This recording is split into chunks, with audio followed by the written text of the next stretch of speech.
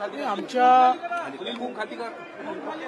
मुख्यमंत्र्यांनी पहिलेच हे स्पष्ट केलं होतं की आम्ही मराठा समाजाला आरक्षण देताना इतर कुठल्याही समाजाचं आरक्षण आम्ही त्या ठिकाणी काढून घेणार नाही।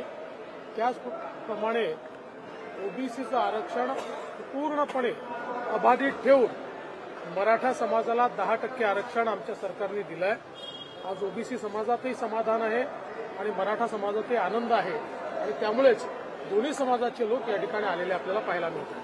सर, आज 2,500 कोटीची गुंतवणूक नागपूरमध्ये होता, काय हा प्रकल्प किती पाहिजे? हे अतिशय महत्वाचा प्रकल्प आहे, कारण शेवटी आपण असं म्हणतो की शेतमालावर प्रक्रिया झाली पाहिजे आणि ही जी डिस्टिलरी आहे याच्यामुळे जवळपास 35,000 एकराच्या शेतकऱ्यांना त्या ठिकाणी मोठ्या प्रमाणात फायदा होणार आहे आणि रोजगाराची निर्मिती देखील मोठ्या प्रमाणात होणार आहे। तेव्हा अतिशय महत्वाचा प्रकल्प।